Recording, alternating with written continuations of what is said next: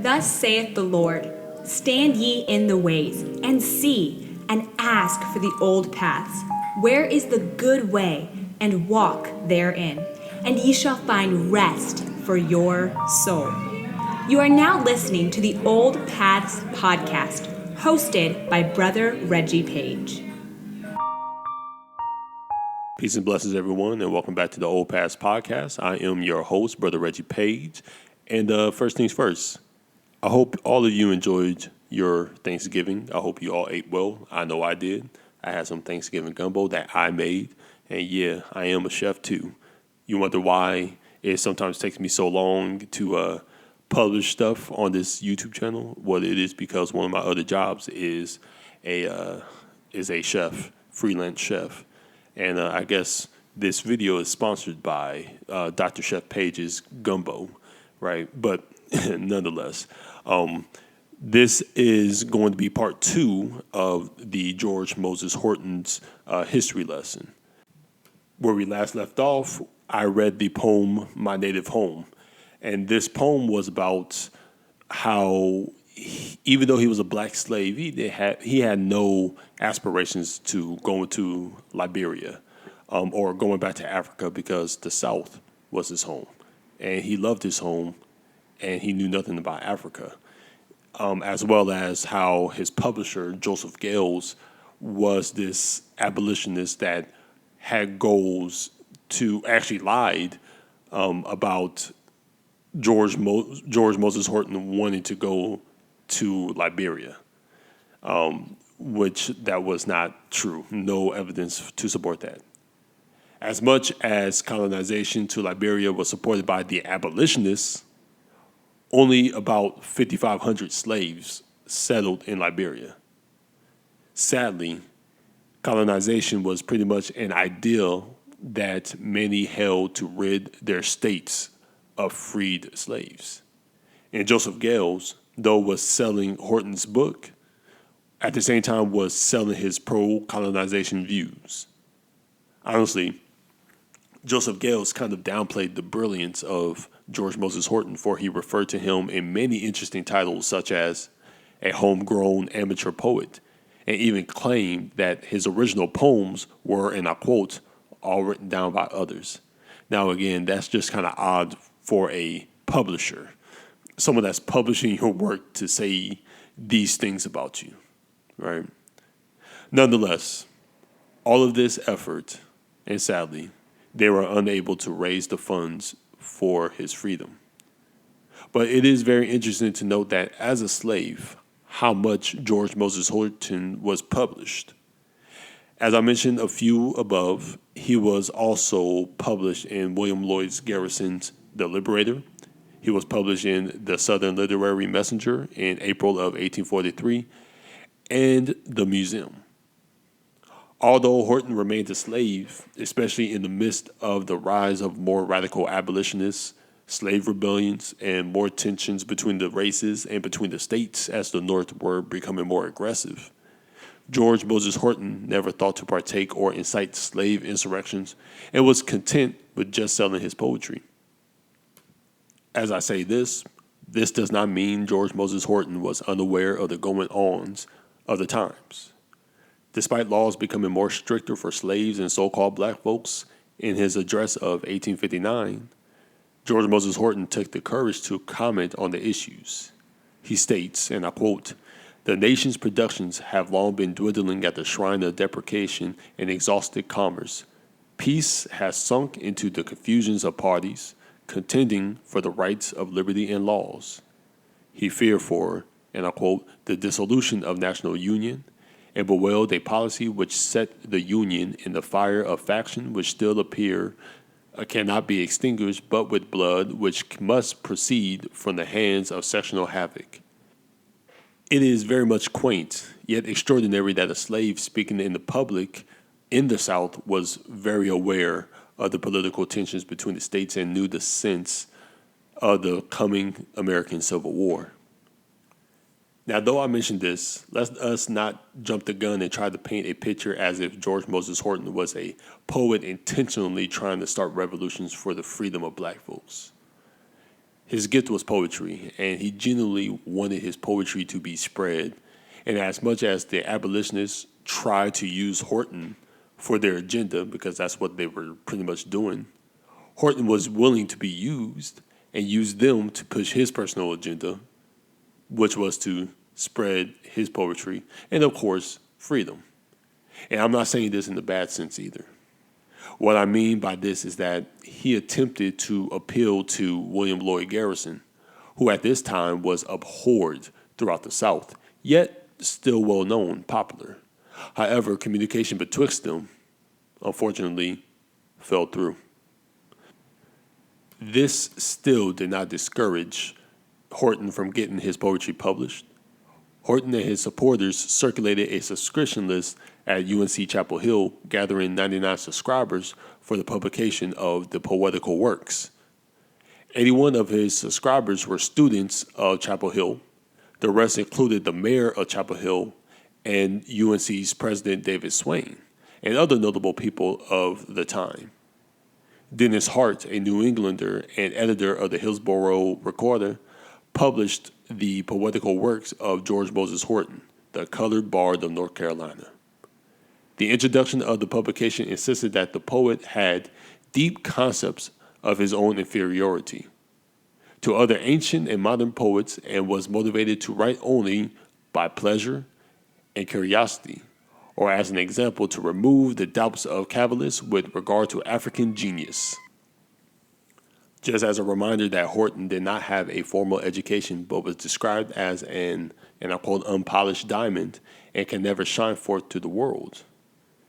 Though this was an era where slavery was normal, yet many were fighting against it, Horton's publication abstained from the topic of slavery and hopes from freedom very much. Not saying that he did not talk about it, it just wasn't as much as you would think. And sticking to the hopes of freedom, the sales from the poetical works was not enough to buy his freedom. In 1852, Horton was about 55 years old. At this time, Hall Horton, George's slave master, still did not agree to selling George's freedom. What I find interesting is how free George Horton was able to petition for his freedom while in bondage.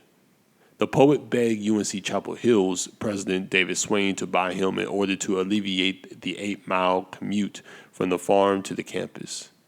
The price was $250, and Horton even promised to serve Swain, quote, to the best of his ability, and to even pay him back with the money he plans on receiving from the publication of his book of poems.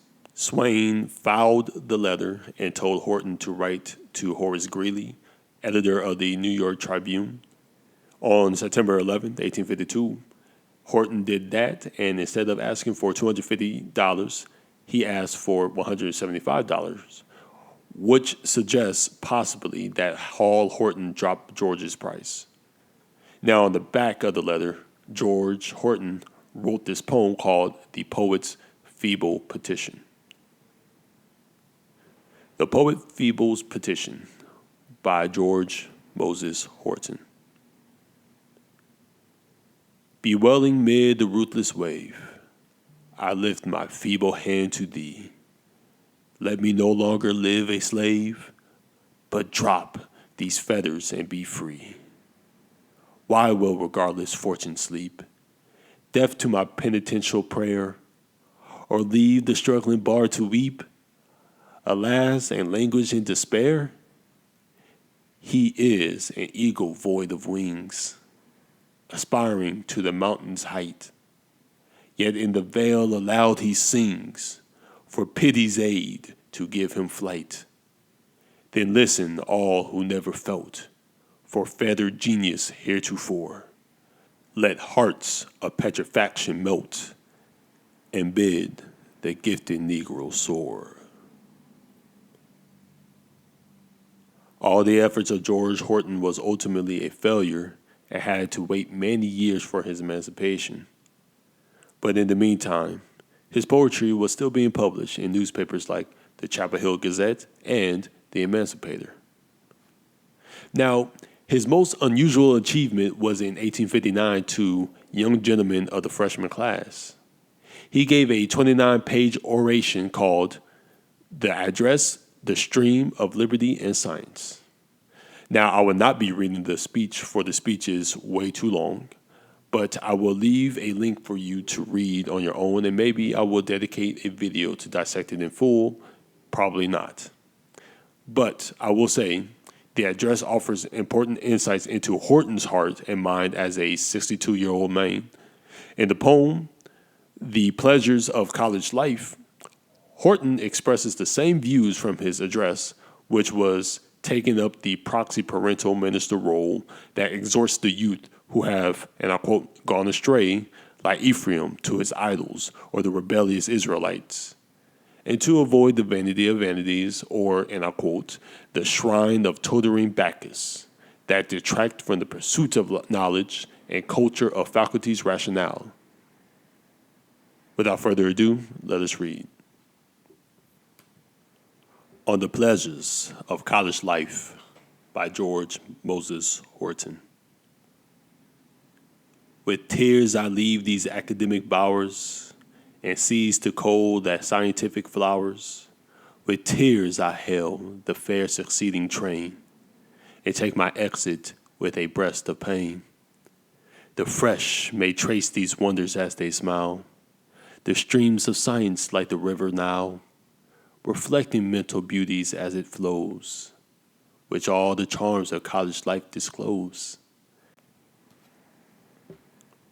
The sacred current as it runs refines, whilst Byron sings and Shakespeare's mirrors shine. First like a garden flower did I rise, when on a college bloom I cast my eyes. I strove to emulate each smiling gem, resolved to wear the classic diadem. But when the freshman's garden breeze was gone, around me spread a vast, extensive lawn. 'Twas there the muse of college life begun, beneath the rays of erudition's sun, where the study drew the mystic focus down, and lit the lamp of nature with renown. There first I heard the epic thunders roll, and Homer's lightning darted through my soul. Hard was the task to trace each devious line, though Locke and Newton bade me soar and shine. I sunk beneath the heat of Franklin's blaze, and struck the notes of philosophic praise. With timid thought I strove the test to stand, reclining on a cultivated land, which often spread beneath a college bower, and thus invoked the intellectual shower. Ain that fond sire on whose depulous crown the smiles of courts and states shall shed renown. Now far above the noise of country strife, I frown upon the gloom of rustic life, where no pure stream of bright distinction flows, no mark between the thistle and the rose. One's like a bird in cage and bare of food, born by the fowler from his native wood, where sprightly oft he sprung from spray to spray, and cheered the forest with his artless lay, or fluttered o'er the purling brook at will, sung in the dale or soared above the hill. Such are the liberal charms of college life, where pleasures flow without a breeze of strife. And such would be my pain if cast away, without the blooms of study to display. Beware, ye college birds, again beware, and shun the fowler with his subtle snare, nor fall as one from Eden stripped of all the life and beauty of your native hall, nor the garden of your honor go, whence all the streams of fame and wisdom flow, where brooding Milton's theme pearls sweet along, with Pope upon the gales of epic song, where you may trace a bland Demosthenes, whose oratoric pen ne'er fails to please, and Plato with immortal Cicero, and with the eloquence of Horace glow. There cull the dainties of a great Ainsworth, who sets the feast of ancient language forth, or glide with Ovid on his simple stream, and catch the heat from Virgil's rural beam. Through Addison you trace creation's fire, and all the rapid wheels of time admire. Or pry with Paley's theologic rays, and hail the hand of wisdom as you gaze. Up Murray's pleasant hill you strive to climb, to gain a golden summit all sublime, and plow through conic sections all severe, which to procure is pleasure true and dear. The student's pensive mind is often stung, whilst blundering through the Greek and Latin tongue, parsing in grammars which may suit the whole, and will the dialect of each control. Now let us take a retrospective view, and whilst we pause, observe a branch or two. Geography and botany unfold their famous charms like precious seeds of gold. Zoology doth all her groups decry, and with astronomy we soar on high. But pen and ink and paper all would fail to write 1/3 of this capacious tale. Geography presents her flowery train, describes the mountain and surveys the plain, measures the sounding rivers as they grow unto the trackless deeps to which they flow. She measures well her agricultural store, which meet her commerce on the golden shores. Include the different seasons of the year and changes which pervade the atmosphere. Treats of the dread phenomena which rise in different shapes on earth or issues from the skies. She points in truth to Lapland's frozen clime and nicely measures all the steps of time. Unfolds the vast equator's burning line where all the stores of heat dissolves and shines. Describes the earth as unperceived she rolls, her whirlpoise axis placed upon the poles. Botany, whose charms her florists well displayed, whose lavish odors swell the pomp of May, whose curling wreaths the steady box adorn, and fill with fragrances all the breeze of morn. Through various means her plants are oft applied, improved by art, and well by nature's tried. Through her the stores of herbage are unrolled, all which compose the vegetable world.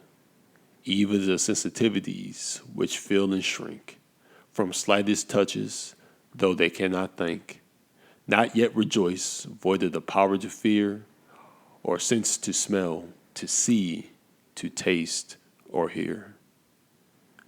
Zoology, with her delightful strain, doth well the different animals explain, from multipeds to emmets in the dust, and all the groveling reptiles of disgust. She well decries the filthy beetles blind, with insects high and low, of every kind. She with her microscope surveys the might, which ne'er could be beheld by naked sight. Thence she descends into the boundless deep, where dolphins play and monsters slowly creep. Explores the foaming main from shore to shore, and hears with awe the dashing sea-bull roar. Traces enormous whales exploding high, their floods of briny waters to the sky. Describes the quadrupeds of every shape, the bear, the camel, elephant, and ape, an artful monkey which but lack to talk, and like the human kind uprightly walk. Astronomy, with her aerial powers, lifts us above this dreary globe of ours. Throughout the realms of ether's vast expanse, her burning wings our towering minds advance. Measures her tropic well from line to line, and marks her rolling planets as they shine. Describes the magnitude of every star, and thence pursues her comets as they roll afar. But nature never yet was half explored, though by philosopher and bard adored. Astronomer and naturalist expire, and language that they could ascend no higher. Expositors of words in every tongue, writers of prose and scribblers of song, would fail with all their mathematic powers and vainly study out their fleeting hours. Sir Walter Raleigh, Penn, and Robertson, with Morse and Snowden, who are dead and gone. They all were, though mused their lives away, and left 10,000 wonders to display. And though the fiery chemists probed the mind, their subterraneous bodies to define, though melting flames the force of matter try, rocks mix with brass and gold to pieces fly. And those who followed the electric muse, amidst the wilds of vast creation loose, themselves like pebbles in a swelling main, and strive for naught these wonders to explain. Goblin himself, the monarch of the whole, would blush his empty parchments to unroll. These different branches to one ocean go, where all the streams of life together flow, where perfect wisdom swells the tide of joy, a tide which must eternity employ, a boundless sea of love without a shore, whose pleasures ebbs and flows forevermore.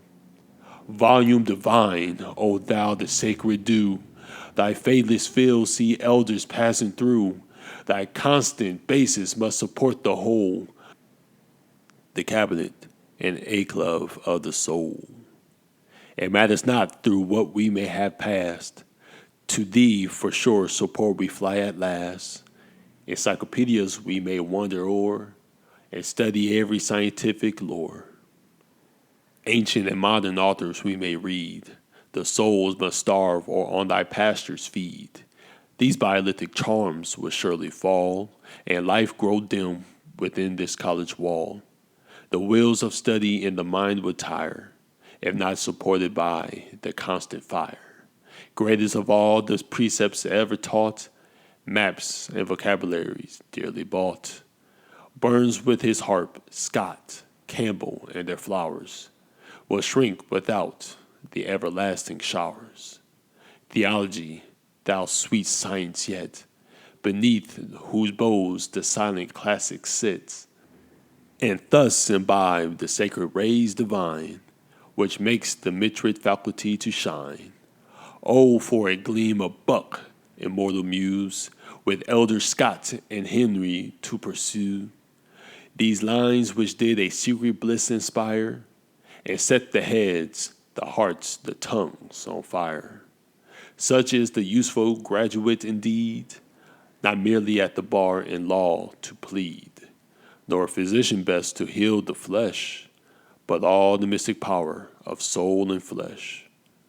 On such a senior let archangels smile, and all the students imitate his style, who bears with joy the missions all divine, the beam of sanctitude, a Paul benign, whose sacred call is to evangelize, a gospel prince, a legate of the skies, whose bright diploma is a deed from heaven, the palm of love, the wreath of sins forgiven.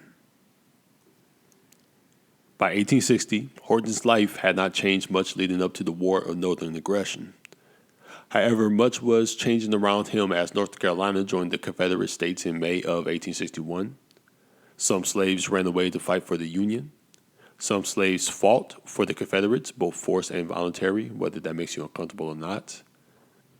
But George Moses Horton stayed home in part due to his age, which he was in his late 60s by the time of the Civil War.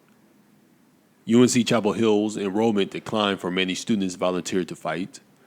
With the decline of student enrollments, that meant Horton lost his market for his services and poems. Even more sadly, George Moses Horton could not avoid the direct effects of the war, for on April 17, 1865, General Smith B. Atkins led the 9th Michigan Cavalry Volunteers into Chapel Hill, which they occupied until May 3rd of the same year. Now, on a side note, for those who are interested in further history of the wars between the states, General Atkins actually had a love affair with Ella Swain, who was the daughter of UNC Chapel Hill's president, David Swain. Small little world, huh? Now, the story was very akin, not the same, but very akin to a Romeo and Juliet in reality, due to the fact that One was from the North and the other was a Southerner, a society frowning upon the Mason-Dixon line-crossed lovers. However, unlike Romeo and Juliet, they escaped to Illinois and had a happy marriage. Nonetheless, going back to George Moses Horton, you can see the march of Horton and Banks in the poems Execution of Private Henry Anderson and The Late Thunderstorm in Camp at Concord. They then backtracked to Lexington, North Carolina, where on July 21st, the 9th Cavalry was released from service. Afterwards, they traveled east to Raleigh, North Carolina. In Raleigh, William B. Smith published Naked Genius by October 1st, 1865. This book consisted of 90 new poems that Horton wrote during his 3-month journey with the 9th Michigan Cavalry. It was inspirational for him because he was a man nearing his 70s, walking around 300 miles in the heat of May and June in North Carolina. And for those who has lived in the South during the summer, you know that this is like walking near Hell's Gates. However, he was inspired to write while on the journey, as General Banks stated that he worked both day and night composing poems for his books, as well as acrostics for the soldiers' sweethearts. Horton surely enjoyed his freedom, howbeit his poetry in Naked Genius hardly suggests how difficult Horton found those months on the road among strangers. You must remember, Horton was in bondage for his whole life, and I'll even add that he was less American and more North Carolinian than anything else.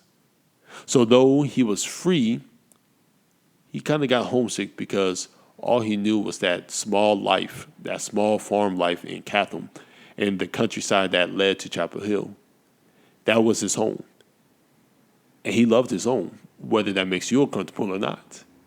Again, there is a reason when you actually read history and these accounts of slaves, a lot of their stories are not like Roots or The Django Unchained, which are both fictional, by the way. They are human beings who love their homes. Yes, did they want to be free? Which slave did not want to be free?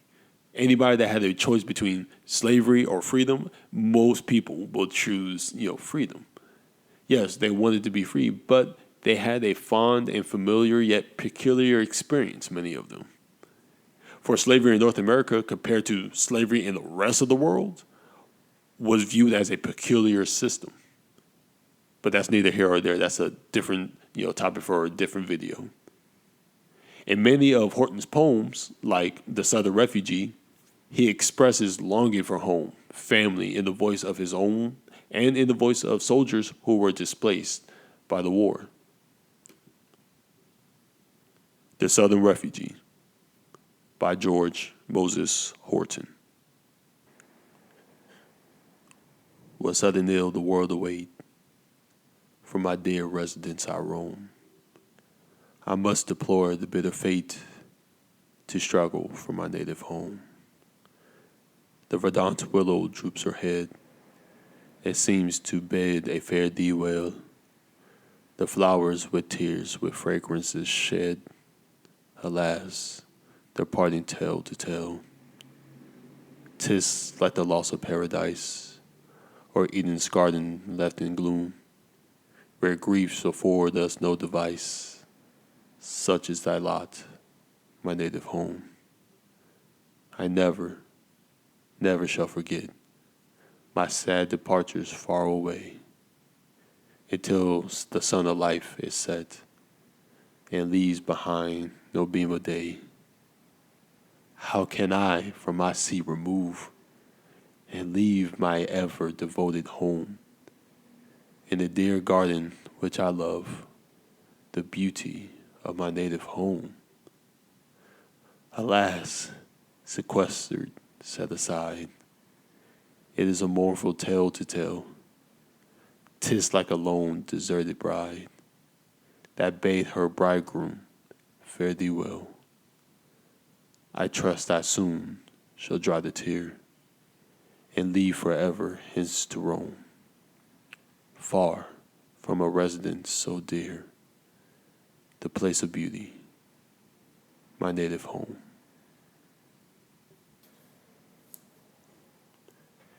After the publication of The Naked Genius, General Banks promoted another book that was going to be written by George Moses Horton called The Black Poet.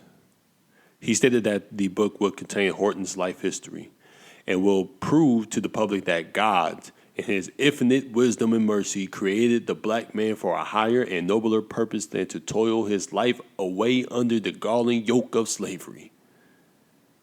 Banks promoted this book as an energetic salesman. However, The Black Poet was never published.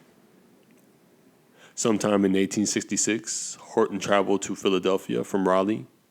He lived for another 18 years, but there is nothing more about that. What is known about his life during this time and where and how he died is unknown. But nevertheless, that is the story of George Moses Horton, the Blackboard of North Carolina. Also, that's just a low-down gospel truth. Thank you for watching. I hope you enjoyed this presentation about George Moses Horton. Comment and tell me what you liked, disliked, what you learned. And if you enjoyed this episode, please do like, comment, and subscribe, and share the knowledge with your folks and kinfolks. And remember, the truth shall make you free. May the God of all knowledge have mercy and grace upon you all. Peace.